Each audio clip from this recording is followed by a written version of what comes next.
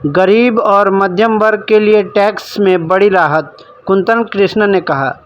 बेतिया से खबर है, जहां आज 15 सितंबर सोमवार करीब 3 बजे सांसद के आवासीय कार्यालय पर बीजेपी प्रदेश प्रवक्ता कुंतल कृष्णन ने कहा कि केंद्र की मोदी सरकार ने गरीब और मध्यम वर्ग को राहत देने के उद्देश्य से टैक्स खत्म कर दिया है।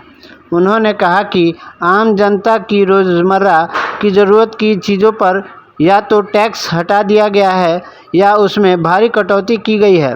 कुंतल कृष्णन ने कांग्रेस पर निशाना साधते हुए कहा कि कांग्रेस शासन में दूध जैसी आवश्यक वस्तुओं पर 6% और चीनी व आटा पर 12% टैक्स लगाया जाता था। उन्होंने आरोप लगाया कि कांग्रेस का काम गरीबी बढ़ाना था, जबकि हमारी सरकार का लक्ष्य गरीबी को ख़त्म करना है।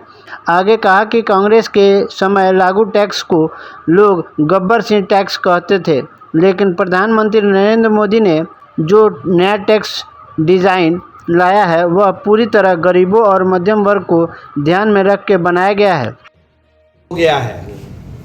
गरीब और मध्यम वर्ग की सुविधा का टैक्स डिजाइन,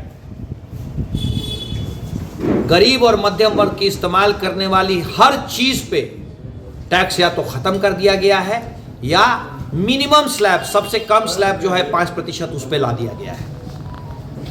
हम कांग्रेस की तरह नहीं है जो गरीबी हटाओ का नारा देकर के दूध जैसी वस्तु पे भी 6% टैक्स लेती थी, चीनी आटे पे 12 और 18% टैक्स लेती थी। कांग्रेस का ध्येय था गरीबी बढ़ाना, हमारा ध्येय है इस देश के गरीबों के चेहरे पे मुस्कान लाना। अब नया टैक्स डिजाइन कांग्रेस के समय असली गब्बर सिंह टैक्स डिजाइन था, और हमारे समय माननीय प्रधानमंत्री जी ने जो नया टैक्स डिजाइन जो लेके आए हैं, भारत की सरकार जो नया टैक्स डिजाइन लेके आई है, वो है गरीब और मध्यम वर्ग की सुविधा का टैक्स डिजाइन।